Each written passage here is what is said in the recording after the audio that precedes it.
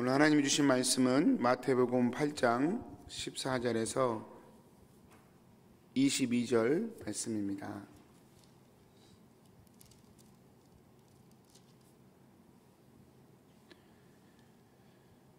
예수께서 베드로의 집에 들어가사 그의 장모가 열병으로 앓아 누운 것을 보시고 그의 손을 만지시니 열병이 떠나가고 여인이 일어나서 예수께 수종들더라. 저물매 사람들이 귀신 들린 자를 많이 데리고 예수께 오거늘 예수께서 말씀으로 귀신들을 쫓아내시고 병든 자들을 다 고치시니 이는 선지자 이사야를 통하여 하신 말씀에 우리의 연약한 것을 친히 담당하시고 병을 짊어지셨도다 함을 이루려 하심이더라. 예수께서 무리가 자기를 애워싸는 것을 보시고 건너편으로 가기를 명하시니라. 한 서기관이 나와 예수께 아뢰되 선생님이여 어디로 가시든지 저는 따르리이다. 예수께서 이르시되 여우도 굴이 있고 공중의 새도 거처가 있으되 인자는 머리 둘 곳이 없다 하시더라. 제자 중에 또 한 사람이 이르되 주여 내가 먼저 가서 내 아버지를 장사하기에 허락하옵소서. 예수께서 이르시되 죽은 자들이 그들의 죽은 자들을 장사하게 하고 너는 나를 따르라 하시니라. 아멘.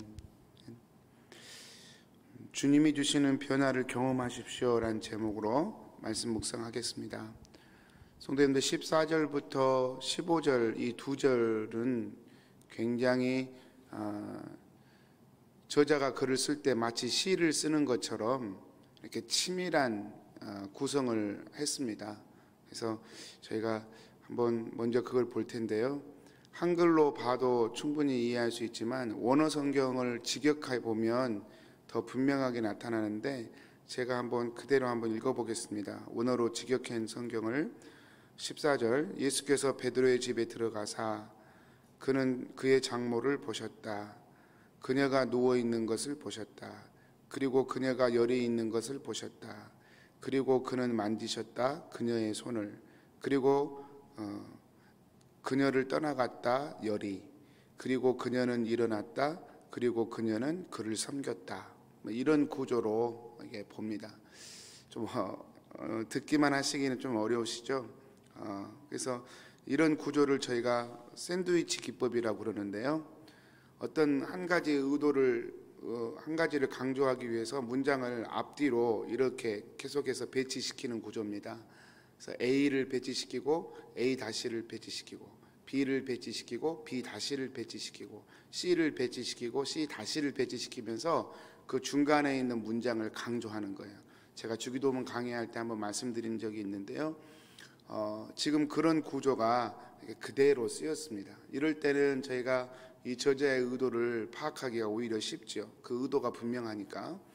그래서 의도가 이런 거예요. 예수님께서 베드로의 집에 들어가시자 어떤 일이 벌어졌는가를 지금 성경이 보여주는데 예수님이 하셨던 세 가지 일 그리고 그 세 가지 일을 통하여 반대되어지는 세 가지 일이 또 일어났습니다. 그걸 지금 14절 15절에 함축해서 보여주고 있는 것입니다. 첫 번째 어떤 일이 벌어졌냐면 예수님께서 장모를 보셨어요. 장모의 집에 들어가셔서 베드로와 장모가 함께 살고 있었으니까 베드로의 집이라고 말할 수도 있고 장모의 집이라고 말할 수도 있고 아무튼 그 집에 예수님이 들어가셔서 베드로의 장모를 처음에 보셨습니다. 보셨는데 여러분 이게 보셨다는 말이 그냥 본 게 아니잖아요. 살피셨다는 뜻이에요. 장모의 형편을 살피셨어요. 장모의 삶의 형편을 우리 주님이 살펴보셨어요. 그게 보셨다는 말이죠. 우리 남자들 그런다잖아요. 아내가 아이 좀 보세요 그러면 진짜 보고만 있다잖아요. 넘어져도 뭐 어떻게 해도 그냥 보고만 있다고 그러잖아요. 그 말이 아니잖아요.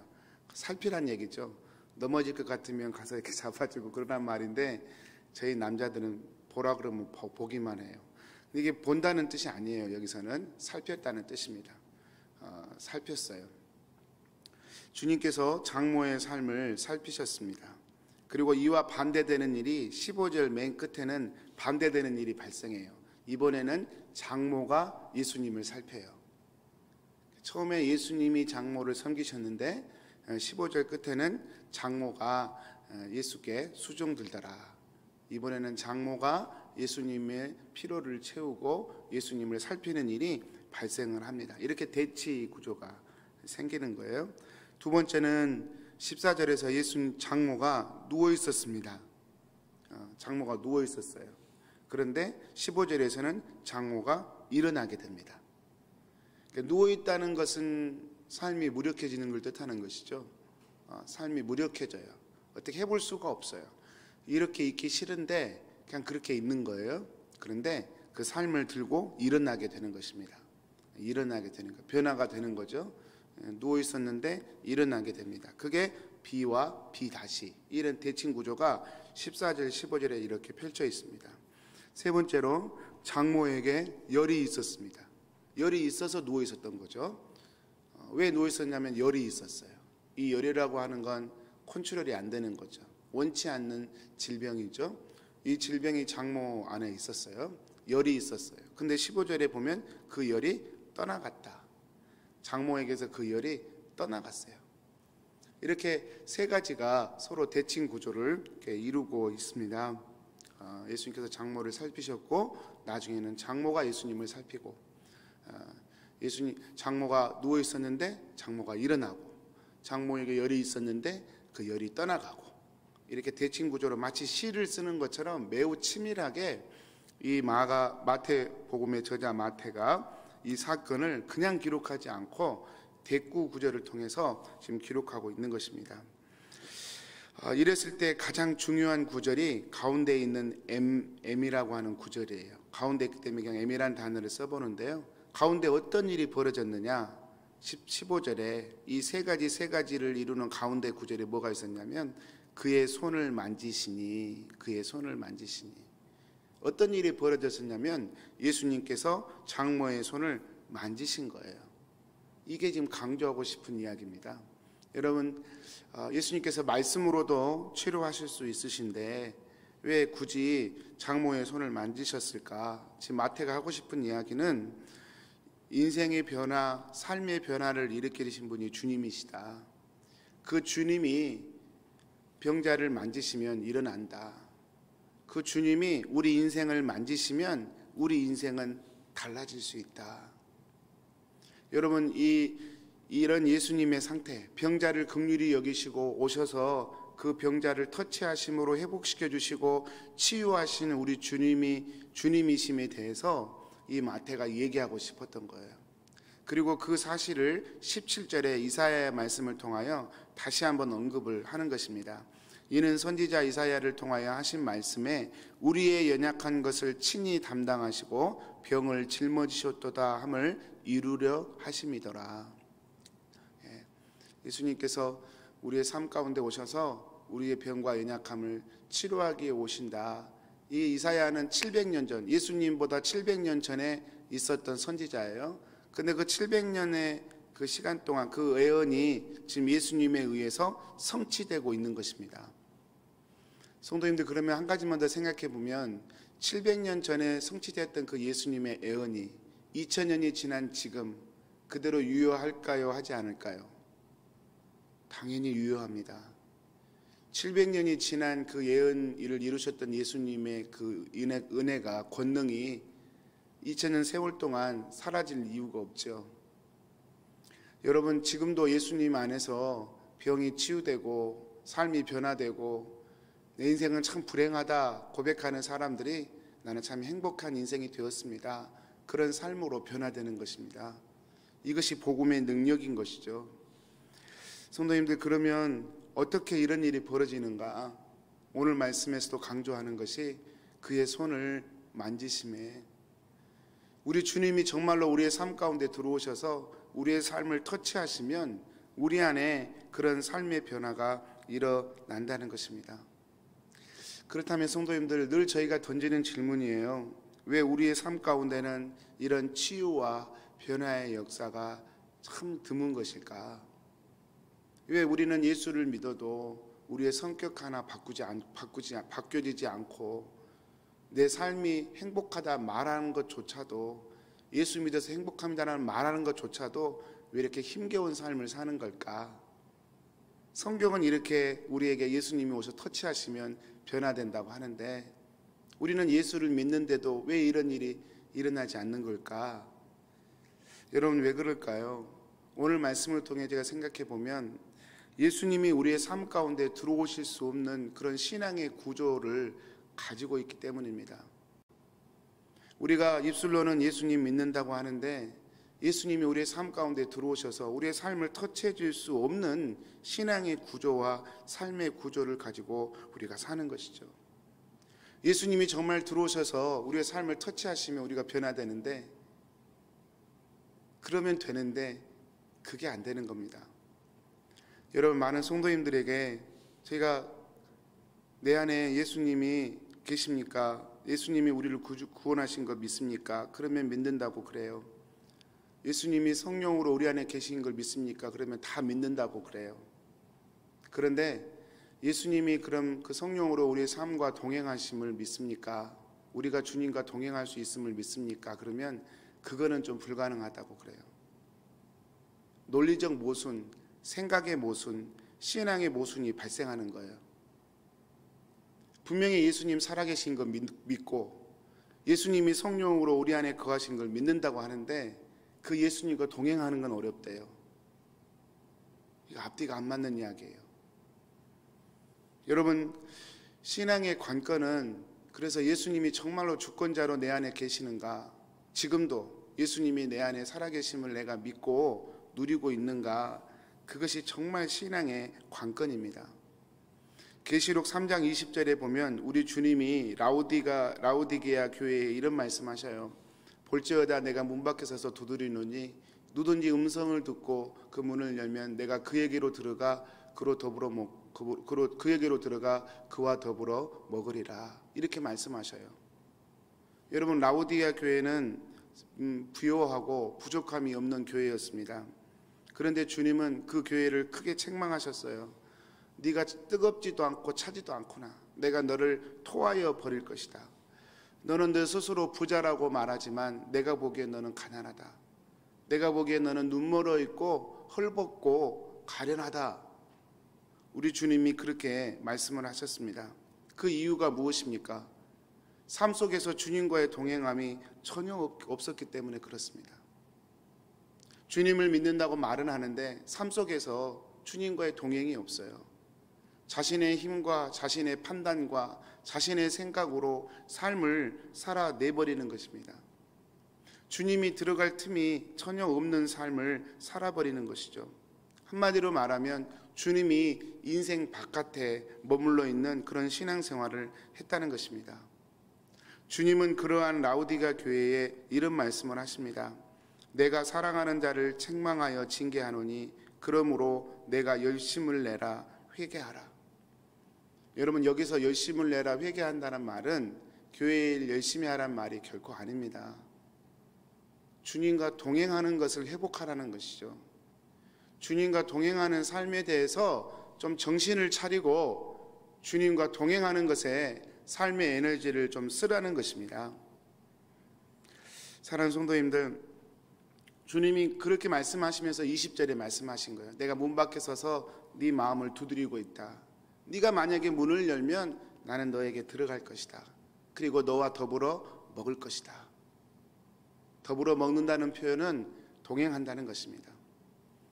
여러분, 우리가 주님을 믿는다고 말하면서 참 주님 삶 가운데, 우리 삶 가운데 주님과 동행하는 것이 이루어지지 않으면 사실 너무 무익한 신앙생활입니다. 이건 마치 결혼은 했는데 신랑 얼굴도 모르고 10년, 20년 사는 거하고 똑같습니다. 저희가 존경하는 유기성 목사님이 그런 얘기 가끔 하셔요. 나중에 천국 가서 아이고 예수님 처음 뵙겠습니다. 이 말하면 정말로 끔찍한 일이라고. 평생 예수 믿었는데 예수님의 목소리도 예수님의 모습도 한 번도 본 적이 없어서 예수님 말씀 많이 들었습니다. 처음 뵙겠습니다. 그러면 끔찍한 일이라고. 여러분, 그건 마치 결혼생활 20년 했는데 어느 날 일어나가지고 남편한테 아이고 처음 뵙겠습니다. 이렇게 얘기하는 거고 똑같다는 것이죠. 있을 수 없는 일입니다. 안 맞는 말입니다. 논리적으로. 근데 우리는 이신칭이라는 교리에 꽉 차 있어가지고 내가 교회 다니니까 나는 구원받았고 선택받았다는 것만 꽉 붙들고 내 삶은 내 힘으로 다 살아내면서 일주일에 한 번 그냥 주님 한번 부르면 그게 예수님 믿는 것이고 동행하는 것이라고 서둘러 생각을 해버리는 것이죠. 여러분, 이것이 라우디게아 교회가 했던 신앙의 형태이고 주님이 보시기에 그것이 영적으로 너무나 빈곤하고 가난하고 허덕일 수밖에 없는 삶의 상태였던 것입니다. 사랑하는 성도님들, 노아의 홍수 심판이 임하기 전에 그 이야기를 예수님께서 누가복음에서 다시 인용하시죠. 인자가 올 때 세상이 그러할 것이다. 그때 일어날 일이 무엇입니까? 먹고 자고 시집가고 그겁니다. 도덕적으로 윤리적으로 죄된 것이 하나도 없습니다. 당연히 그렇게 살죠. 그런데 예수님은 인자가 올 때 죄가 관영한 세상을 그렇게 묘사를 했습니다. 신자가 먹고 시집가고 장가가고 사는 것이 주님 없이 살아가는 것이 그게 죄된 상태라는 것입니다. 여러분, 삶 가운데 우리 주님과 동행하는 삶이 없는 것, 주님과 관계가 없는 채 내 힘으로 먹고 시집가고 장가가는 삶, 드라마와 유튜브는 하루에 2시간, 3시간을 보는데 전혀 부담이 없어요. 즐거워요. 그런데 성경 한번 보는 게 그렇게 어렵고 주님 앞에 무릎 꿇는 게 그렇게 어렵고 내 안에 계신 주님 깨닫고 주님 찾아보는 것이 그렇게 불가능하게 여겨지는 삶, 여러분, 이것이 참 주님 밖에 있는, 주님이 바깥에 계시는 그런 영적인 상태입니다. 여러분, 이런 상태로 우리 이런 신앙의 구조를 가지고 있는 한 주님이 우리 인생 가운데 오셔서 우리의 삶을 터치해 줄 수 있는 방법이 없습니다. 우리의 삶을 치유해 주기를 원하시는데 열병으로 앓아 누워있는 장모를 고치시듯 그렇게 살면서 정작 행복이라고는 느낄 수 없는 우리의 삶 가운데 오셔서 참된 만족과 평안으로 채우시기를 원하시는데 이런 신앙의 구조를 가지고는 주님의 참된 평안을 누릴 수가 없습니다. 여러분, 우리 주님이 그것을 지금 말씀하시는 것입니다. 내가 들어갈 수 있도록 해다오. 내가 너의 마음을 터치할 수 있도록 해다오. 여러분, 어떻게 하면 이런 일이 벌어질 수 있을까요? 아까 제가 말씀드린 것처럼 그것을 믿음으로 받아들이면 됩니다. 우리가 다 믿는 거예요. 모르는 게 아니에요. 예수님이 살아계신 거 믿습니다. 그리고 예수님이 성령으로 우리 안에 거하신 거 우리 다 믿습니다. 그러면 예수님과 동행하는 삶을 사는 것이죠. 그것까지 믿는 것입니다. 순간순간 주님이 내 안에 계심을 내가 의식하는 것입니다. 내 생각 속에 주님이 내 안에 계시다는 사실을 항상 열어놓는 것입니다. 무엇을 하시든 주님이 나와 함께 한다는 사실을 자꾸 의식하는 것입니다. 여러분, 제가 우리 성도님들과 24시간 함께 있다고 생각해 보십시오. 그러면 진짜 삶이 안 달라질 수가 없을 겁니다. 그러지 않겠습니까? 어떻게 마음대로 죄를 짓고 그렇게 할 수 있겠어요? 제가 옆에서 다 따라다니면서 보는데 목사만 옆에 있어도 삶이 변화될 수밖에 없어요. 함부로 말할 수도 없고 목사님이 와 계신데, 여러분, 주님이 내 안에 계시다는 사실을 의식하는 것만으로도 우리의 삶은 사실 자동으로 바뀔 수밖에 없습니다. 우리의 연약함이 있어서 24시간 다 깨어 있을수록 우리는 변화될 수 있고 그렇지만 사실 우리가 시작부터 그렇게 할 수는 없지만 그저 아침에 일어나서 주님이 정말 내 안에 계신 것을 내가 입술로 고백하고 이렇게 예배드리고 하루의 삶을 살면서 주님이 정말 내 안에 계신 것을 하루의 중간에 또 한 번 믿음으로 고백하면서 주님 의식하며 살겠다고 고백하고 그렇게 살기를 노력하고 그렇게 해도 깜빡깜빡 잊을 거예요. 그런데 하루에 이렇게 몇 번이라도 주님 의식하면서 삶을 살아내면 우리는 그것만큼 변화될 수밖에 없어요. 변화되지 않을 수가 없습니다. 여러분, 내 삶의 변화는 나 혼자의 힘으로 이루어낼 수 없습니다. 만약에 나 혼자의 힘으로 가능하다면 주님 오실 필요 없었고 주님이 이런 말씀 하실 필요도 없어요. 요한복음 15장 5절입니다. 나는 포도나무요 너희는 가지라. 그가 내 안에 내가 그 안에 거하면 사람이 열매를 많이 맺나니 나를 떠나서는 너희가 아무것도 할 수 없음이라. 너희가 나를 떠나서는 아무것도 할 수가 없다. 여러분, 우리가 왜 못합니까? 먹고 살고 다 하지요. 근데 그것이 주님 보시기에는 아무것도 못하는 거예요. 아무것도 안 한 거예요. 주님 안에 거하면 우리는 열매를 많이 맺는다. 주님이 그렇게 약속하셨습니다. 우리의 삶의 열매는 이 주님과의 친밀함에 그 관건이 달려있는 것이죠. 말씀을 마치겠습니다. 사랑하는 성도님들, 예수님 때문에 행복합니다. 이 말이 우리의 심령 안에 터져 나올 때 성경은 비로소 우리에게 진짜 책이 되는 것입니다. 근데 참 사람은요, 어려울 때는 이렇게 예수님 찾아요. 다 찾습니다. 몹쓸 병에 들거나 삶에 넘지 못할 장벽을 만나면 그때는 사랑의 주님이란 말이 의지가 되고 힘이 됩니다. 그런데요, 살만하면, 아픈 것도 치유되고 또 삶의 형편도 풀어지면요, 사랑의 주님이란 말이 귀찮아요. 내 뜻대로 내 마음대로 사는 게 더 좋아 보여요. 이게 죄된 우리 인생입니다. 사랑하는 성도님들, 상관없이 어려울 때 당연히 주님 찾는 거 복된 일이고, 삶이 어렵지 않아도 여전히 주님이 내 안에 계신 것을 인식하고 살 수 있다면 우리는 참날 복된 삶을 살아낼 수 있을 것입니다. 오늘 또 저와 여러분이 그 삶을 사모했으면 좋겠어요. 우리 킹슨 한인교회 모든 교우님들이 정말 단순하게 주님 말씀하신 사실을 믿었으면 좋겠어요. 반쪽만 믿지 말고, 예수님이 나의 죄를 위해 죽으신 거 믿고요, 지금도 살아계신 거 믿고요, 성령으로 우리 안에 거하신 거 믿고요, 그러므로 내 안에 계신 주님과 믿음으로 동행하는 것 믿고 실천했으면 좋겠습니다. 우리 기도하겠습니다. 사랑하는 하나님 아버지, 오늘 또 주님의 말씀 들려주셔서 감사합니다. 내 삶이 변화되기를 늘 원하지만 왜 나는 변화되지 않는 걸까? 늘 저희는 질문하며 살아갑니다. 주님, 돌고 돌고 돌아서 이제야 주님의 마음이 무엇인지 더 분명하게 깨닫게 됩니다. 주님이 내 안에 계심을 믿는 것, 주님 손잡고 내 삶을 주님과 동행하며 살아내는 것, 그 자체가 삶의 변화의 능력이요 권능인 것을 또 말씀을 통하여 다시 한번 깨닫습니다. 사랑하는 주님, 저의 삶 가운데 오시옵소서. 저의 마음을 터치하여 주옵소서. 우리의 생각 속에, 우리의 마음 속에 주님 함께 동행하여 주시옵소서. 그렇게 동행함으로 주님이 주시는 열매를 맺어가는 저희들 되게 하여 주옵소서. 감사하고 예수님의 이름으로 기도합니다. 아멘.